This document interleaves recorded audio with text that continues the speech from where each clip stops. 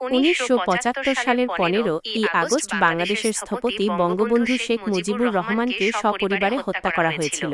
এটি ছিল বাংলাদেশের ইতিহাসে একটি অত্যন্ত মর্মান্তিক ঘটনা। এই হত্যাকাণ্ডের পেছনের কারণগুলো বেশ জটিল এবং এর একাধিক দিক রয়েছে, যা নিয়ে বিভিন্ন বিশ্লেষণ ও মতামত প্রচলিত আছে।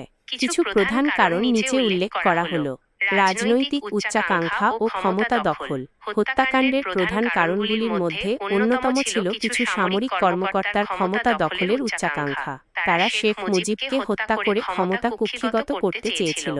খন্দকার মোশতাক আহমেদ সহ কিছু রাজনীতিবিদও এই ষড়যন্ত্রের সাথে জড়িত ছিলেন এবং হত্যাকাণ্ডের পর তিনিই রাষ্ট্রপতি হন। মুক্তিযুদ্ধের আদর্শ থেকে বিচ্যুতি।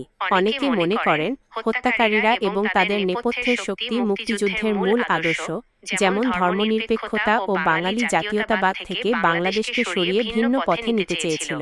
শেখ মুজিবকে হত্যার মাধ্যমে তারা যুদ্ধাপরাধীদের বিচারের প্রক্রিয়া বন্ধ করে এবং দালাল আইন বাতিল করে মুক্তিযুদ্ধের অর্জনকে মুছে ফেলার চেষ্টা করে। অভ্যন্তরীণ অস্থিরতা ও আইন শৃঙ্খলার অবনতি। স্বাধীনতার পর যুদ্ধবিধ্বস্ত বাংলাদেশে আইন শৃঙ্খলার কিছুটা অবনতি ঘটেছিল। অস্ত্র উদ্ধারে পুলিশের ব্যর্থতার পরিপ্রেক্ষিতে সেনাবাহিনীকে এই দায়িত্ব দেওয়া হয়। এই সময় রক্ষী বাহিনী গঠন করা হয়, যা নিয়ে কিছু মহলে বিরূপ প্রতিক্রিয়া সৃষ্টি হয়েছিল এবং সেনাবাহিনীতে অসন্তোষ দেখা দেয়। এই পরিস্থিতিকে ব্যবহার করে তাদের পরিকল্পনা বাস্তবায়ন করে। আর্থ সামাজিক সমস্যা ও দুর্ভিক্ষ। স্বাধীনতার পরপরই বাংলাদেশে কিছু অর্থনৈতিক সমস্যা দেখা দেয়, যার মধ্যে ১৯৭৪ সালের দুর্ভিক্ষ অন্যতম। যদিও এর কারণ ছিল প্রাকৃতিক দুর্যোগ এবং আন্তর্জাতিক পরিস্থিতি, তবে এই সমস্যাগুলোর জন্য সরকারের সমালোচনা হয়েছিল। এই সুযোগকে কাজে লাগিয়ে বিরোধীরা জনগণের মধ্যে অসন্তোষ সৃষ্টি করে। বাকশাল প্রতিষ্ঠা ও একদলীয় শাসন। ১৯৭৫ সালের জানুয়ারিতে শেখ মুজিবুর রহমান রাষ্ট্রপতির ক্ষমতা গ্রহণ করেন এবং দেশে একদলীয় শাসন ব্যবস্থা বাকশাল প্রবর্তন করেন। এটি গণতন্ত্রের জন্য হুমকিস্বরূপ ছিল বলে অনেকে মনে করেন এবং এর ফলে ভিন্নমতাবলম্বীদের মধ্যে অসন্তোষ তৈরি হয়েছিল, যা ষড়যন্ত্রকারীদের জন্য সুযোগ সৃষ্টি করে। বিদেশি শক্তির ইন্ধন।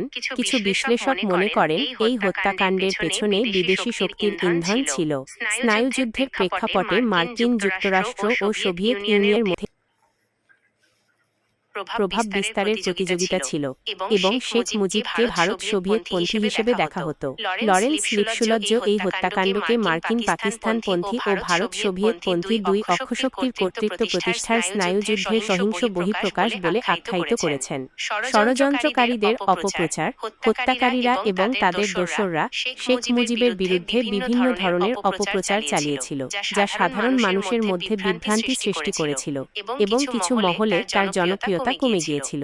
১৫ই আগস্টের হত্যাকাণ্ড কেবল শেখ মুজিবকে হত্যাই ছিল না, বরং এর মাধ্যমে তার পরিবারের প্রায় সকল সদস্যকে নির্মমভাবে হত্যা করা হয়, যা বাংলাদেশের ইতিহাসে এক কালো অধ্যায়।